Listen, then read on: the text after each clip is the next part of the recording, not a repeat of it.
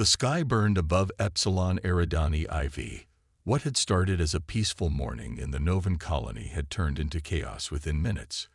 The Mralki warships appeared without warning, their massive shapes blocking out the twin suns as they positioned themselves in attack formation. Lara Carson ran through the corridors of the colony's command center, the emergency sirens blaring in her ears. As colony administrator, she had drilled for emergencies countless times, but nothing had prepared her for an actual Mralki invasion. "Status report," she shouted, entering the main control room. Screens around the room showed the colony's outer settlements already in flames. 6 Mralki destroyers and 12 support vessels, reported Keith Brown, her security chief. His blue skin was pale with fear, the characteristic Novan speckles almost white against his face. "They've taken out our orbital defenses already. Ground assault has begun in sectors 3 and 4. Lara steadied herself against a console. The Mralki were known throughout the galaxy as merciless conquerors. They didn't take prisoners or establish occupation forces. They simply wiped out native populations and stripped planets of valuable resources. "Communications?" she asked. "Planetary comms are still online, but they've blocked all outgoing signals," said Maria Diaz, the communications specialist. Her fingers moved quickly over her console. "We can't reach the Galactic Concord." Lara looked at the tactical display. The nearest Concord military base was in the Proxima system, at least 4 days away at maximum speed. Even if they could get a message out, help would arrive too late. "The quantum beacon," she said quietly. The room fell silent. The quantum beacon was their last resort, a direct violation of Concord protocols to use except in the most dire circumstances. The device could send an instant distress signal across vast distances, but the energy surge would likely give away their command center's position. "Ma'am, if we activate it," Keith began. "We'll be their first target," Lara finished for him. "I know. Begin evacuation of all non-essential personnel. Get them to the underground shelters." Through the reinforced windows, she could see the orange glow of fires spreading across the colony's main settlement. In the distance, Mralki landing craft were touching down, disgorging troops and harvesting equipment. "The Mralki ships are changing position," reported Sam Wilson, the tactical officer. "They're moving to start systematic bombardment." Lara looked at the faces around her, people she had worked with for years, building this colony into a thriving community of 30,000 Novans. Now they faced extinction. "Activate the quantum beacon," she ordered. Maria hesitated only for a second before inputting the command codes.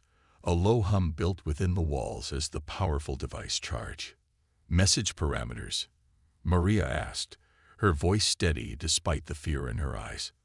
"Standard distress protocol. Include all available data on Mralki forces." The building shook as the first bombardment struck nearby. Dust fell from the ceiling. "We should include that the signal passed through Sector 8197, Keith suggested. Lara frowned.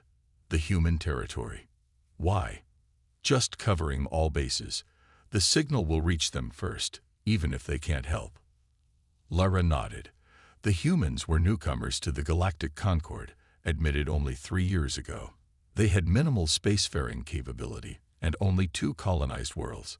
Their ships were primitive compared to Concord standards, but protocol demanded notification of all Concord members in range.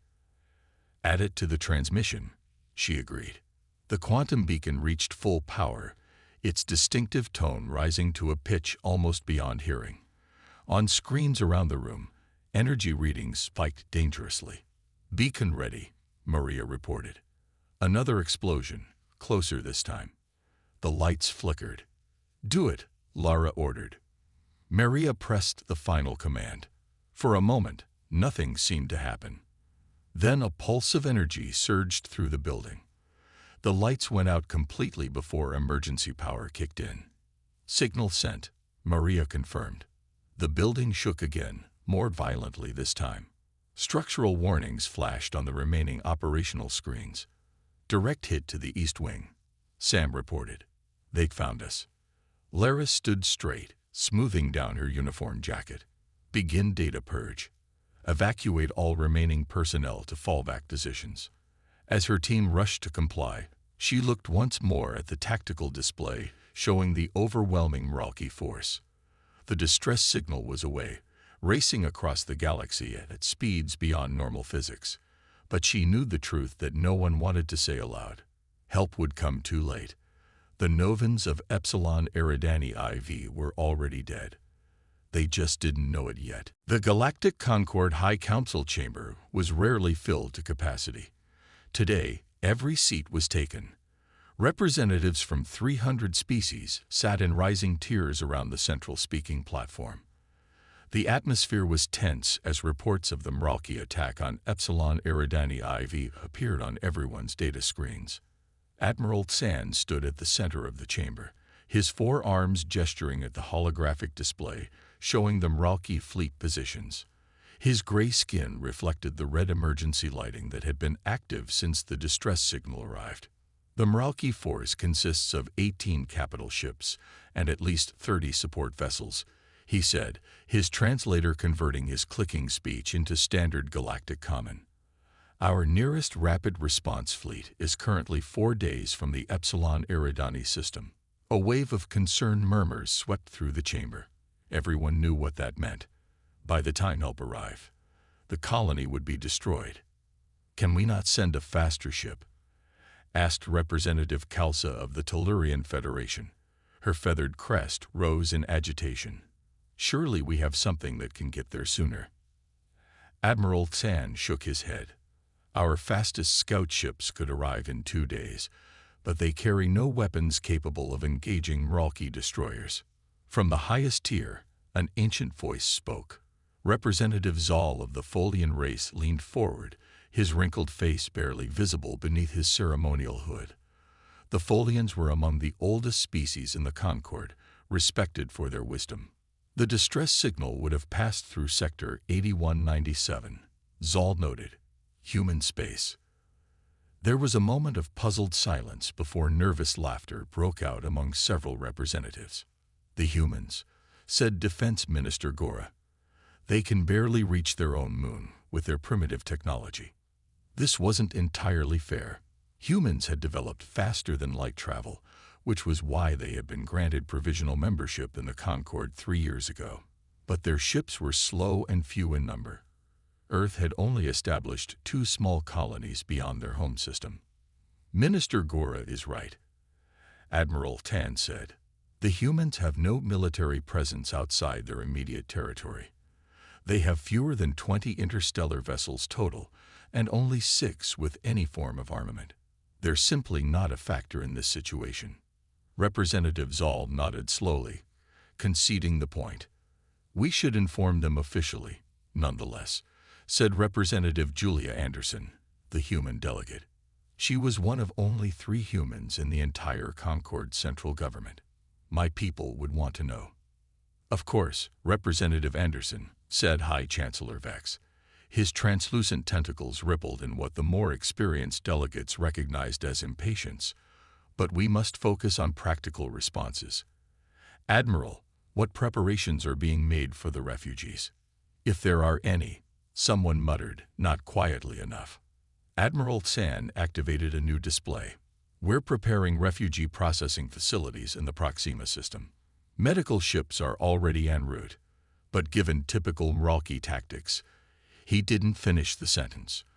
Everyone knew the Meralki rarely left survivors. As the discussion continued, Representative Anderson quietly left her seat and moved to a private communication booth at the back of the chamber. She placed her hand on the security scanner and waited for the booth to seal around her. The air hummed as privacy fields activated. Priority channel to Earth Central Command, she said clearly. Authorization Anderson 7 Delta 9. The communication system processed her request. After a few seconds, the screen lit up with the Earth insignia. Representative Anderson, said a stern-faced man in a dark uniform. This is an unexpected contact. General Clark, we have a situation, she said. A distress signal from Epsilon Eridani IV. Mrelki Invasion Force. The colony is under heavy attack. The general's expression didn't change, but his posture straightened slightly. Epsilon Eridani is within our response zone. The Concord fleet won't arrive for 4 days, Anderson continued. The Council has essentially written off the colony. General Clark was silent for a moment. I understand. Thank you for the information, Representative. What will you do? She asked. The general's expression softened slightly. What we always do, Representative. The right thing. The connection ended. Anderson stood in the booth for a long moment before returning to the council chamber. The debate was still ongoing, with representatives arguing about resource allocation for the refugees and diplomatic responses to the Mralki Empire. None of them noticed her small smile as she took her seat again. None of them had any idea what was about to happen. Admiral Grell stood on the command deck of the Mralki flagship Merciless Harvest, watching with satisfaction as the bombardment of Epsilon Eridani IV continued.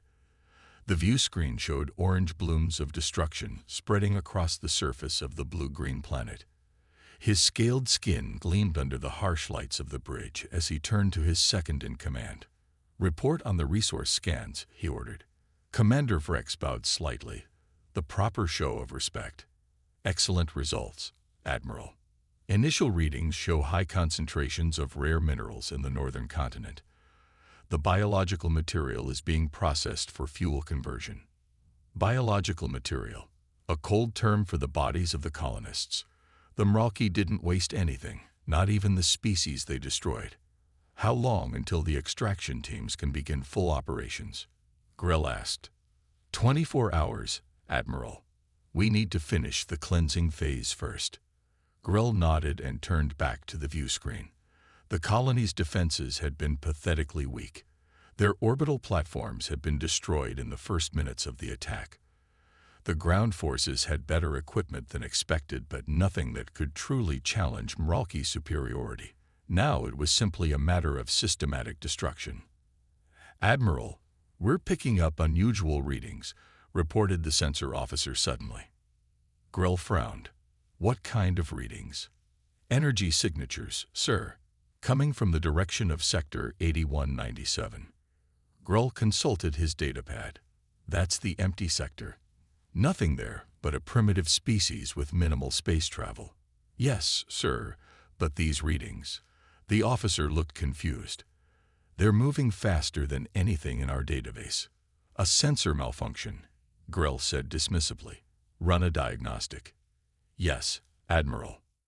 The officer turned back to his console while Grell returned his attention to the bombardment. The planet's atmosphere was starting to show signs of the firestorms that would soon rage across its surface.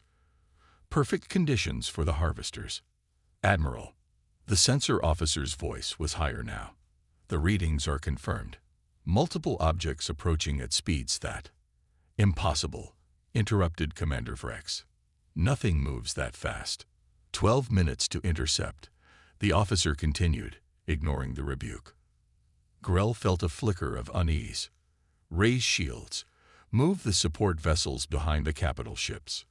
The bridge crew rushed to comply as Grell studied the sensor readings himself.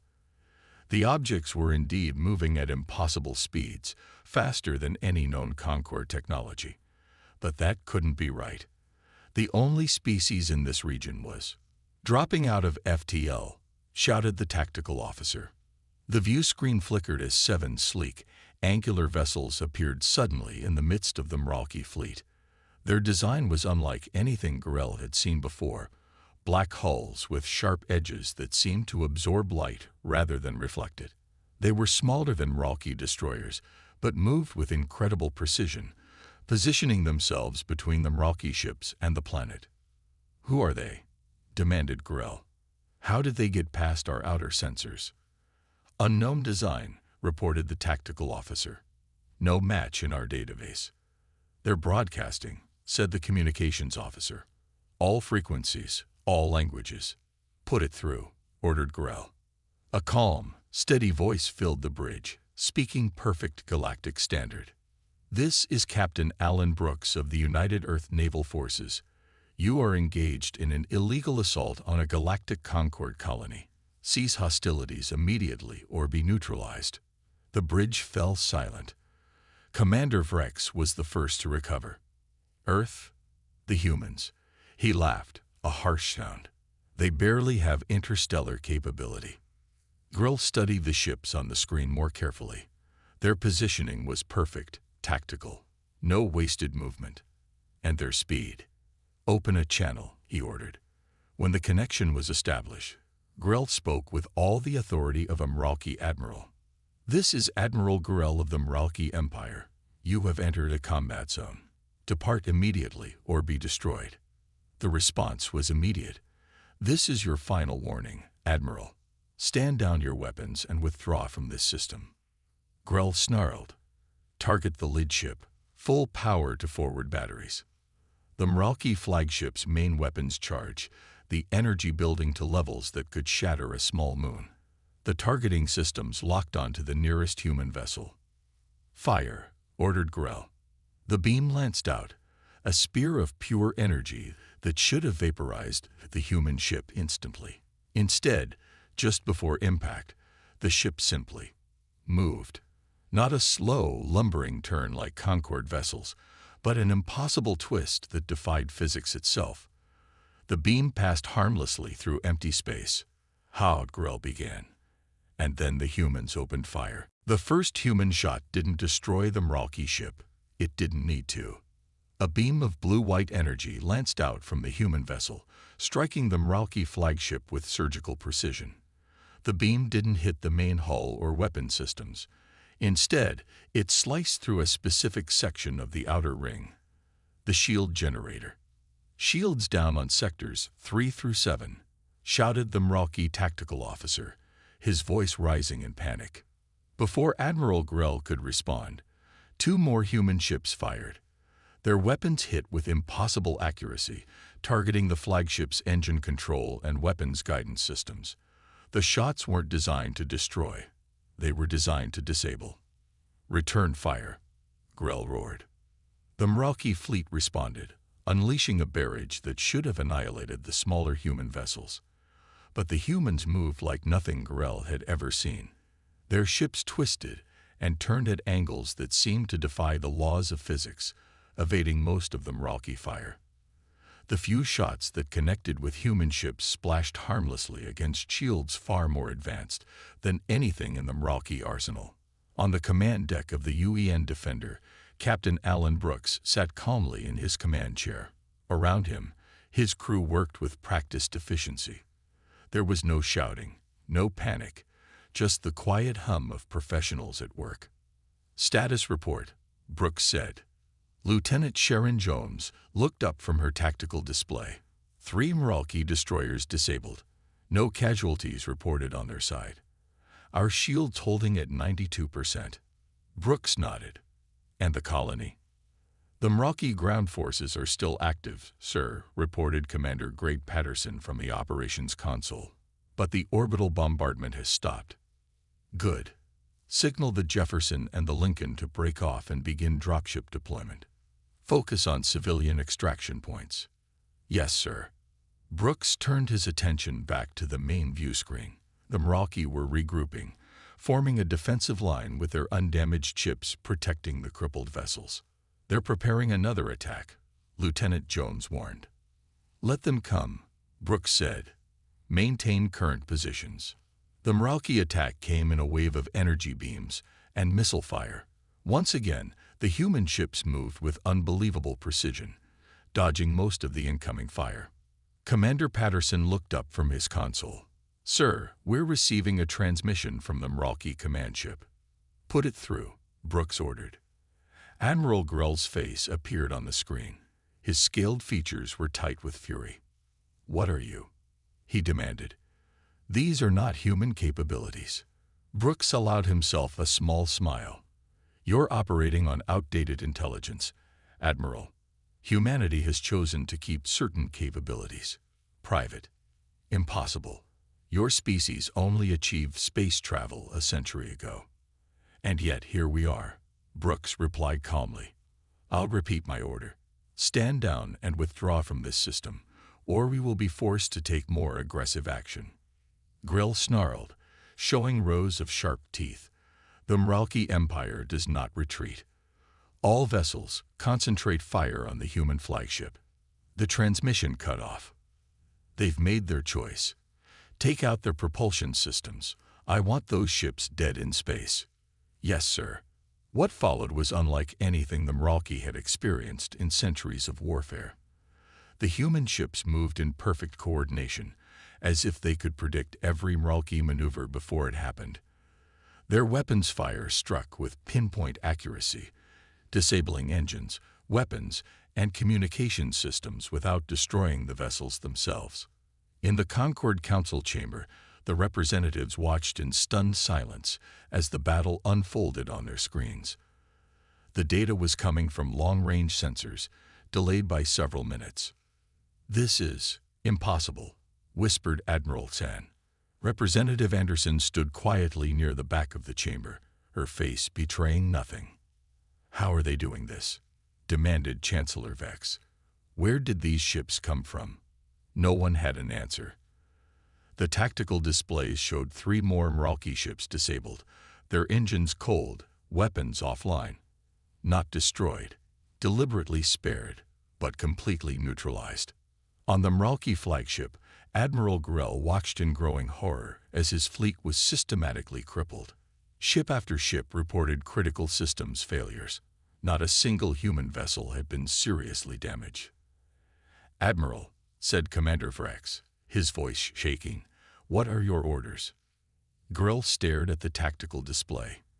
In just 15 minutes, the humans had disabled over half his fleet. His mind struggled to process what he was seeing. "Admiral." Before Grell could answer, the view screen lit up again with Captain Brooks' face. "Admiral Grell," the human said calmly, "your fleet is neutralized. I suggest you reconsider my offer while you still can." While the space battle raged above, the situation on the surface of Epsilon Eridani IV was equally shocking to the Mralki ground forces. Commander Jarek led his troops through the burning ruins of the main Novan settlement. His soldiers moved with practiced efficiency, shooting any survivors they found. The Novans were no match for Mralki combat prowess. Their blue-skinned bodies littered the streets as Jarek's forces pushed toward the colony's resource center. "Set up the harvesting equipment in Sector 5. Jarek ordered over his comm unit. "Begin processing as soon as." His orders were interrupted by a strange sound overhead. Looking up, Jarek saw small black objects descending through the smoke-filled sky. They were too small to be ships, yet moved too precisely to be debris. "Unknown objects entering our airspace," reported his tactical officer. "They appear to be some kind of drop pods." Jarek signaled his troops to take defensive positions. The objects slowed as they approached the ground, landing with surprising gentleness in a clear area about 200 meters away. "Prepare for engagement," Jarek ordered. "Whatever they are, destroy them." His soldiers raised their weapons as the pods began to open. Jarek expected to see Concord peacekeepers or perhaps some unknown species. What emerged instead sent a wave of confusion through his ranks. Humans, just humans, but they were wearing something strange. Form-fitting suits of dark material with glowing blue lines running across them. "These are the primitives from Sector 8197, said his second-in-command with a laugh. "This will be over quickly." Jarek wasn't so sure. The humans were deploying with unusual discipline, moving into formation with practiced ease. He counted only 30 of them against his force of over 300 Mralki warriors. "Open fire," he ordered. The Mralki weapons blazed, sending streaks of energy toward the human positions. The humans didn't scatter or panic.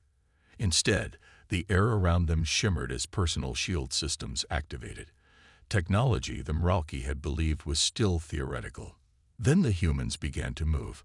Their suits clearly enhanced their physical abilities, allowing them to sprint at speeds that matched even the naturally athletic Mralki. They dodged between buildings and rubble with unnatural grace, flanking the Mralki positions before Jarek could adjust his strategy. The human weapons were equally surprising, compact energy rifles that cut through Mralki armor with ease. But most shocking was their obvious restraint. The humans were firing at legs and arms, deliberately avoiding kill shots when possible. Fall back to secondary positions, Jarek ordered as his front line began to crumble. As his troops retreated, Jarek watched in disbelief as a single human soldier lifted a collapsed wall section, weighing at least 2 tons, to free trapped Novan civilians. The human's powered suit glowed brighter at the joints as it amplified his strength to impossible levels. Across the colony, similar scenes were playing out. Small teams of humans were systematically securing key areas, establishing medical evacuation points, and engaging Mralki forces with overwhelming tactical superiority. At the colony's main medical center, a human squad led by Lieutenant Patrick White had established a defensive perimeter around hundreds of wounded Novans. The Mralki had surrounded the building, determined to eliminate all survivors as per their standard protocol. "They're coming again," warned Sergeant Kimberly Lee, checking her weapons charge. "At least 60 of them this time." Lieutenant White nodded calmly. His squad consisted of just 12 soldiers, but they had already repelled 2 Mralki assaults. "Connor, how's our shield holding up?" White asked. Private Jeff Connor checked the portable shield generator they had deployed. 70%, sir. It'll hold for another wave." The lieutenant tapped his communication unit. "All units, prepare for contact. Remember, non-lethal if possible. We want prisoners, not bodies."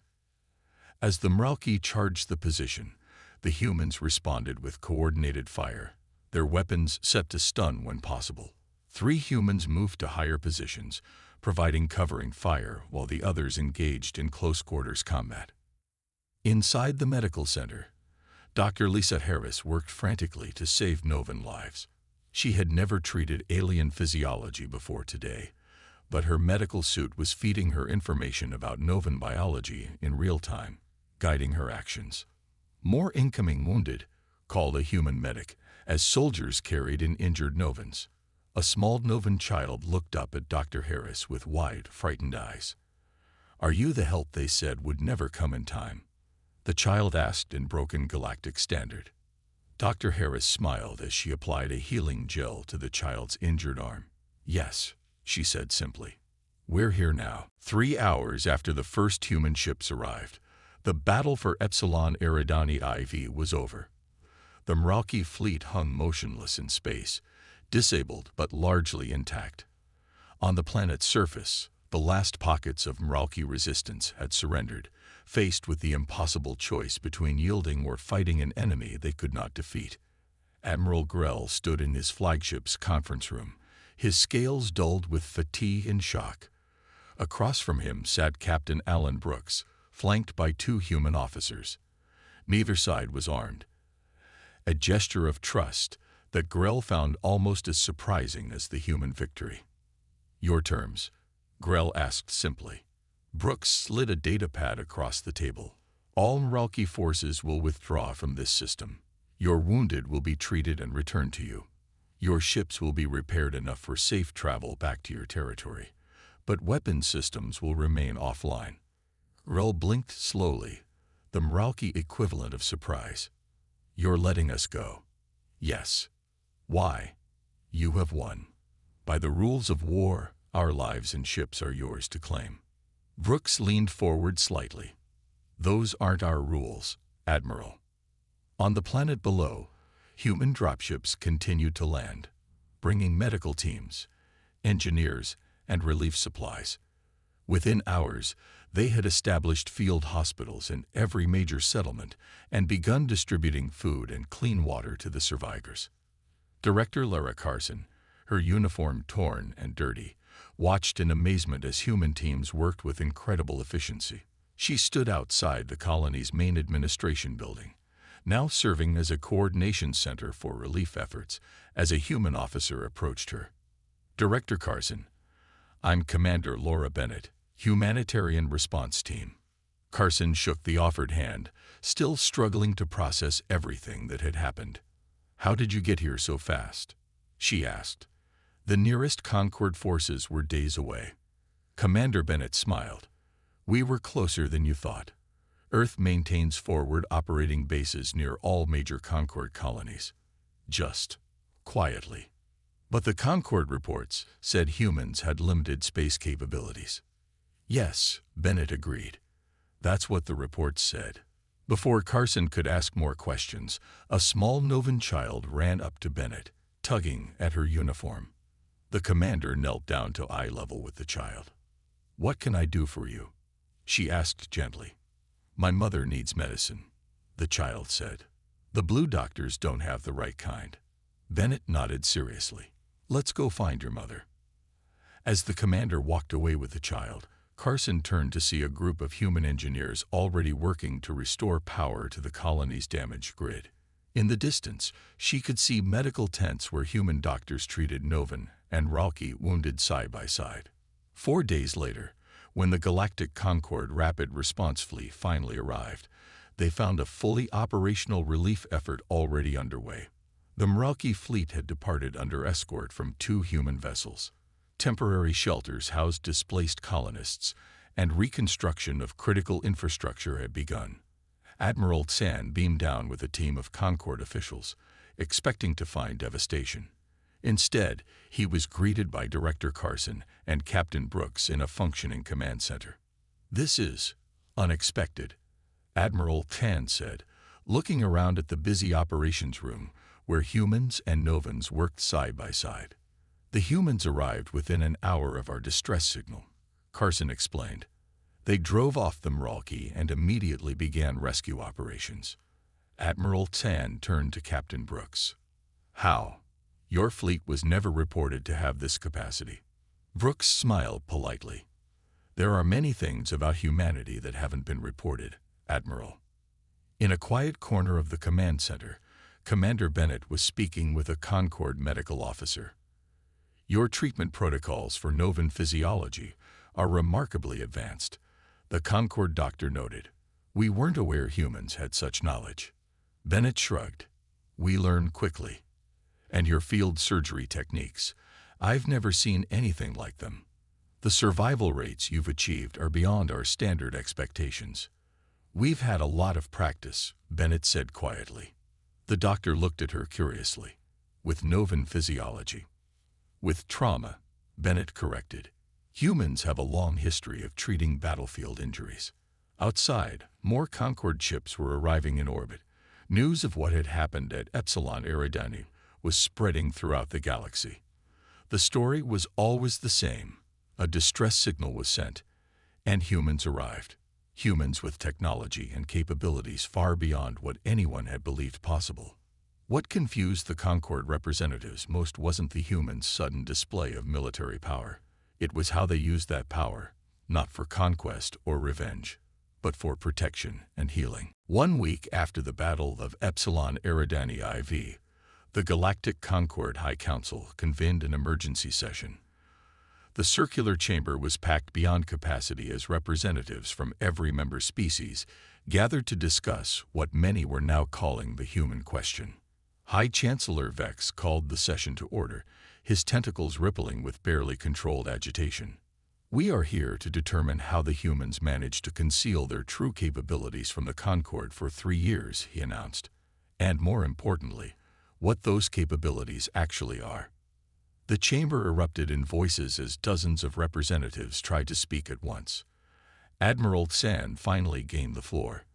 Our investigation has revealed disturbing facts, he said.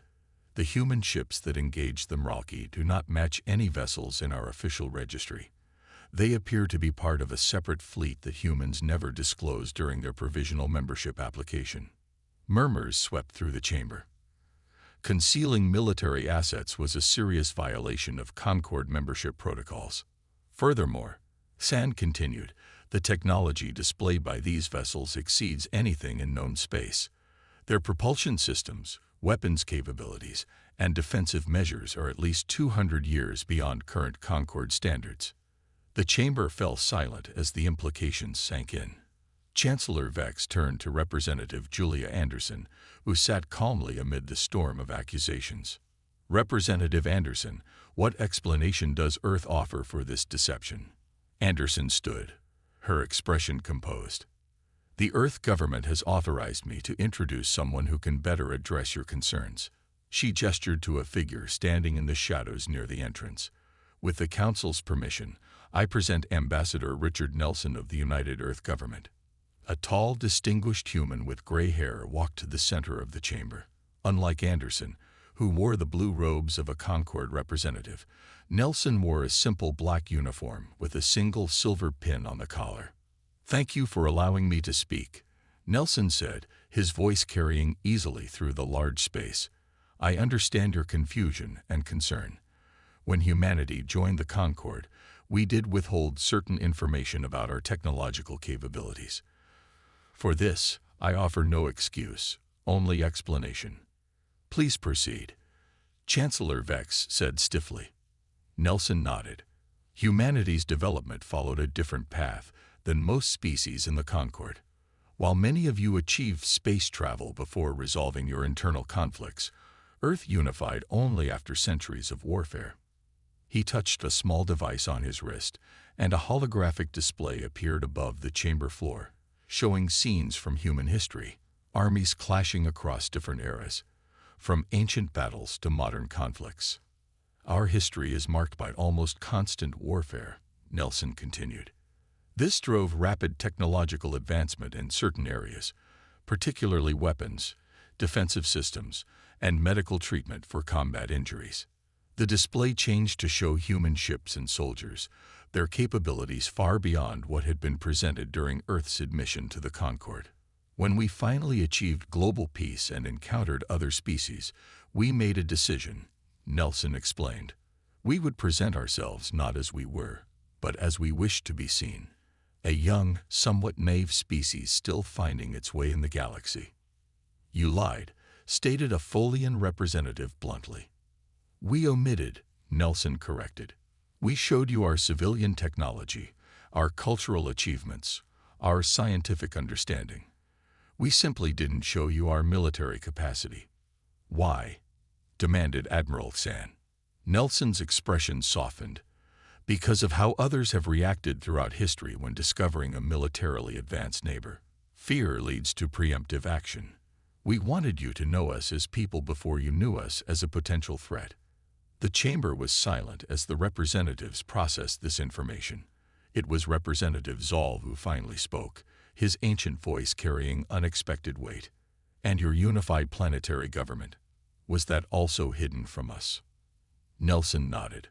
"Most Concord species achieve unified planetary rule only after centuries of space exploration and external threats. Humanity unified through internal struggle, reaching consensus through conflict rather than necessity." Chancellor Vex leaned forward. "What else have you concealed, Ambassador?" "Much," Nelson admitted, "but not out of malice. We simply needed, to be certain we would be accepted as equals rather than feared as conquerors." The holographic display changed again, showing the human relief efforts on Epsilon Eridani IV, soldiers helping injured Novans, engineers rebuilding infrastructure, doctors treating the wounded regardless of species. 2 months after the events at Epsilon Eridani IV, the galaxy was still adjusting to the new reality. The Galactic Concord had been thrown into turmoil by the revelations about humanity's true nature. Some species called for Earth's expulsion from the Concord. Others suggested a military alliance. A few even proposed putting restrictions on human space travel. In the end, the Concord did what large political bodies often do when faced with unprecedented situations. They formed a committee. The Human Integration Commission met in a neutral space station orbiting a dead star, far from any inhabited worlds. Representatives from 12 major Concord species sat across from a human delegation led by Ambassador Richard Nelson. "Your proposal is unusual," said Chancellor Vex, who had been appointed to lead the commission. "We believe it's the best path forward," Nelson replied. "Earth will share its medical technology, defensive systems, and agricultural innovations with the Concord. In return, we ask for full membership and participation in the Concord's defense planning." Admiral Tan tapped a claw against the table. The problem. Ambassador, his trust. You concealed your capabilities once. How can we be certain you aren't still hiding something? You can't, Nelson said simply. Just as we can't be certain that every Concord species has revealed all their capabilities. Trust must be built over time through actions, not words. The debate continued for hours, with various representatives expressing concerns and demands. Through it all, Nelson remained calm, neither defensive nor apologetic. Meanwhile, on Epsilon Eridani IV, a more practical form of integration was taking place. Human engineers worked alongside Novan builders to reconstruct the colony. The latest in human agricultural technology was being implemented, promising yields 3 times higher than before the attack. In the colony's new medical center, Dr. Lisa Harris was training Novan medical staff in advanced trauma care. The blue-skinned aliens watched with fascination as she demonstrated techniques developed over centuries of human warfare. "Why share this knowledge with us?" asked a Novan doctor. "Your species could dominate the galaxy with your technology." Dr. Harris looked up from the medical simulator. "And then what? Rule through fear. Stand alone against whatever comes next. That's not the future we want." Similar scenes played out across the colony, where humans freely shared their knowledge and skills without expectation of payment or political advantage. It was this, more than any official declaration, that began to change how the galaxy viewed humanity. Back at the Concord headquarters, the final vote on Earth's status was about to take place. Thousands of representatives from across the galaxy had gathered for what would be a historic decision. Chancellor Vex called for order as Ambassador Nelson waited calmly at the speaker's podium. "Before we vote," Vex announced, "we have received a communication from Epsilon Eridani IV. Director Carson wishes to address the council." The main screen lit up, showing Lara Carson standing in the rebuilt colony center. Behind her, humans and Novans worked side by side. "Honorable representatives," she began, "I understand your fear of humanity. 2 months ago, I might have shared it, but I have seen these humans not just fight for us, but bleed for us, work for us, teach us. They had the power to conquer, but chose to protect. They had knowledge they could have sold, but chose to share." She paused, looking directly at the camera. "What arrived at our colony when we sent our distress signal was not the horror many of you now fear. What arrived was humanity at its best. Powerful, yes, but guided by compassion rather than conquest. If that horrifies you, perhaps the problem lies not with them, but with your expectations." The chamber was silent when the transmission ended. After a moment, Representative Zoll stood, his ancient frame rising slowly. "I have lived long enough to see many species join the Concord," he said. "None have entered under such unusual circumstances, but perhaps that is fitting. Humans are an unusual species. They developed weapons that could destroy worlds, then chose not to use them. They achieved the power to conquer, then chose to protect. They mastered violence, then chose peace." He looked at Ambassador Nelson. "What horrifies us is not just your capacity for destruction, but the realization that we have misunderstood you from the beginning. You are not simply warriors or diplomats. You are both, and that makes you unlike any species we have encountered." The vote that followed was not unanimous, but it was decisive. Earth was granted full membership in the Galactic Concord, with special responsibility for rapid response to distress calls throughout the galaxy. As Nelson left the chamber, Admiral San approached him.